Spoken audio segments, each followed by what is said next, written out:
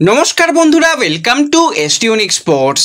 বন্ধুরা, এই ভিডিওতে আমরা কথা বলবো আবারও বেশ কিছু ইন্টারেস্টিং ট্রান্সফার নিউজ নিয়ে, যেখানে বিদেশি প্লেয়ারদের নিয়ে বড় আপডেট শেয়ার করার সাথে সাথে ইন্ডিয়ান প্লেয়ারদের নিয়ে আপডেট দেব।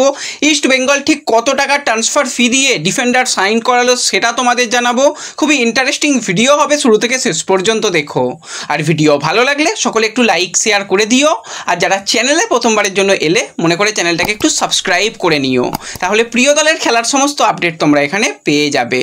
তো প্রথমেই যদি আমরা একজন ইন্ডিয়ান প্লেয়ারকে নিয়ে কথা বলি, এই প্লেয়ারকে নিয়ে বেশ কিছুদিন আগেই আমরা আপডেট শেয়ার করেছিলাম যে 25 বছর বয়সী মিডফিল্ড পজিশনের প্লেয়ার লালরেন টুঙ্গা, যে কিন্তু শ্রীনিধিতে খেলছিল এবং এই সিজনে কিন্তু শ্রীনিধির হয়ে যথেষ্ট ভালো সে পারফরমেন্স করেছে। মোটামুটি 21টা ম্যাচ খেলেছে, ডিফেন্সিভ মিডিও হিসাবে যথেষ্ট ইম্প্যাক্টফুল মানে তার পারফরমেন্স ছিল এবং একটা অ্যাসিস্ট, 8টা চান্স ক্রিয়েট করেছে। যথেষ্ট ভালো কিন্তু একজন মিডফিল্ডার বলা যায়, এবং এই প্লেয়ারকে কিন্তু একদম ফ্রি হিসাবে সাইন করিয়ে নিল। এবার Mumbai city FC official announcement কিন্তু মুম্বাইয়ের তরফ থেকে চলে এলো। মুম্বাই যেমন একাধিক প্লেয়ারকে ছেড়েছে এবং মুম্বাই কিন্তু দল গঠনের কাজ শুরু করে দিল, তারা কিন্তু প্রথম অফিসিয়াল অ্যানাউন্সমেন্টটা করে দিল এই টুঙ্গার।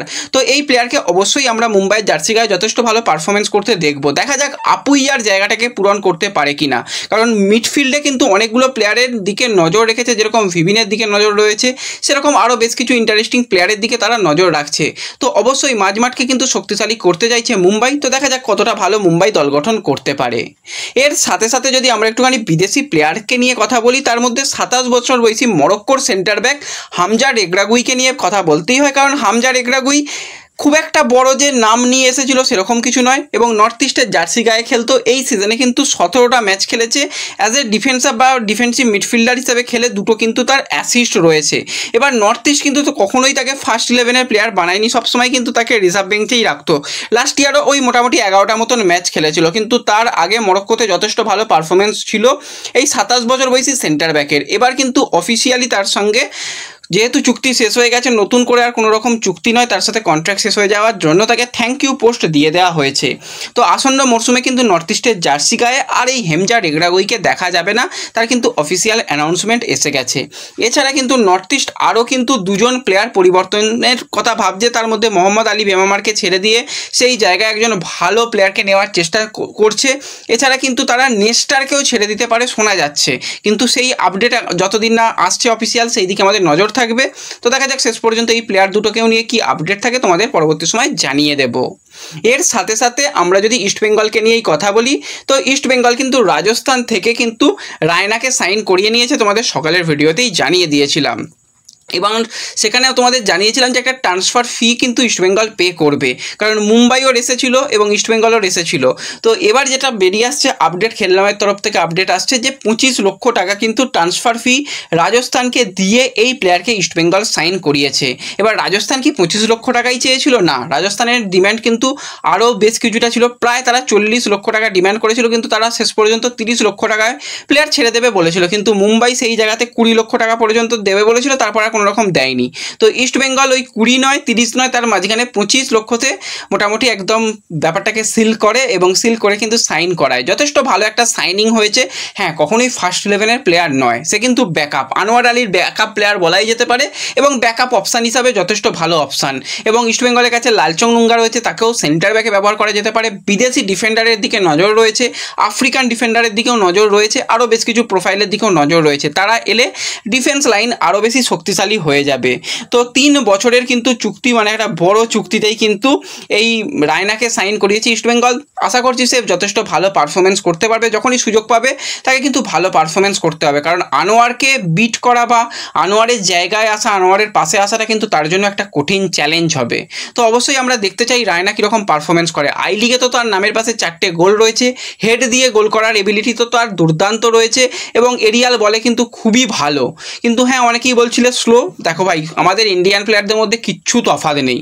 আমরা জাতীয় দলে যখন প্লেয়াররা খেলে তখনই আমরা দেখে নিয়েছি যে ব্লু টাইগার্স তারা নেই, তারা কিন্তু একদম ভিজে বেড়াল হয়ে গেছে। তো প্লেয়াররা ওই একই লেভেলের ভুলভ্রান্তি থাকেই, আসল তফাৎ গড়ে দেয় বিদেশিরা।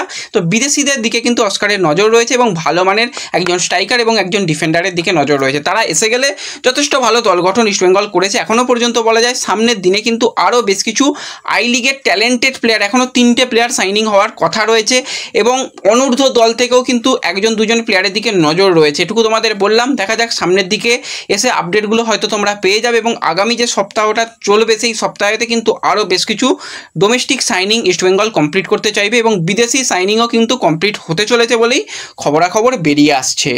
এবং এর সাথে সাথে যদি আমরা একজন বিদেশি প্লেয়ারকে নিয়ে কথা বলি, 30 বছর বয়সী স্প্যানিশ সেন্টার ব্যাকের প্লেয়ার ডেভিড গোল্ডার। তো এই ডেভিডের যদি কথা বলি, সে কিন্তু লাস্ট খেলছিল সাইপ্রাসের ফার্স্ট টায়ার লিগের ক্লাবে এবং সেখানে যথেষ্ট ভালো লাস্ট সিজনটা তার পারফরমেন্স গেছে। এর আগে কিন্তু লা লিগা 2তে তার খেলার অভিজ্ঞতা রয়েছে, স্প্যানিশ 3rd ডিভিশন 4th ডিভিশনে তার খেলার অভিজ্ঞতা রয়েছে এবং স্প্যানিশ 3rd ডিভিশন যখন ক্লাবগুলোতে খেলতো যথেষ্ট ভালো খেলে বেশ কিছু ক্লাবকে স্প্যানিশ 2nd ডিভিশনেও নিয়ে এসেছিল, এমনকি তার লা লিগা খেলার অভিজ্ঞতা রয়েছে। ক্লাব কেরিয়ারে হিউজ এক্সপিরিয়েন্স, 367টা ম্যাচ খেলেছে, 35টা গোল, 4টে অ্যাসিস্ট রয়েছে এবং মোটামুটি সে ভালো প্লেয়ার এবং এতগুলো ম্যাচ খেলেও কিন্তু তার নামের পাশে কোনো রকম রেড কার্ড নেই। তো যথেষ্ট একটা কোয়ালিটি ডিফেন্ডার এবং তার উচ্চতাটাও 6 ফুটের কাছাকাছি। তো এই ডেভিডের দিকে কিন্তু আইএসএল এর দুটো ক্লাব ইন্টারেস্টেড রয়েছে, তার মধ্যে কেরালা ব্লাস্টার্স কিন্তু একটা প্রাথমিক ইনকোয়ারি করেছে বলেই শোনা যাচ্ছে, যদিও কথাবার্তা এখনও বেশি দূর এগোয়নি, কারণ মিলোসকে ছাড়ার পরই কিন্তু তারা নেওয়ার চেষ্টার জন্য করবে এবং ঝাঁপাবে। তো আরও একটা ক্লাবের নজর রয়েছে, তো অনেক ক্লাবেরই কিন্তু ডিফেন্ডারের প্রয়োজন রয়েছে। তো ডেভিড কিন্তু অবশ্যই একটা খুব ভালো অপশান হবে এবং ফ্রি প্লেয়ার বর্তমানে রয়েছে, যে কোনো ক্লাবে কিন্তু ডেভিড জয়েন করতে পারে। আইএসএল এর তরফ থেকে তার কাছে ভালো রকম প্রস্তাবই গেছে। তো দেখা যাক শেষ পর্যন্ত ডেভিডকে কোন ক্লাব সাইন করে একটা বড় সড়ো একটা চমক দেয়, সেই দিকে আমাদের অবশ্যই নজর থাকবে। তো এই ভিডিওতে এই আপডেটগুলোই শেয়ার করার ছিল। ভিডিও ভালো লাগলে অবশ্যই লাইক শেয়ার করে দিও, চ্যানেলে প্রথমবারের জন্য এলে চ্যানেল সাবস্ক্রাইব করে নিও। তো দেখা হবে পরবর্তী ভিডিওতে, ধন্যবাদ।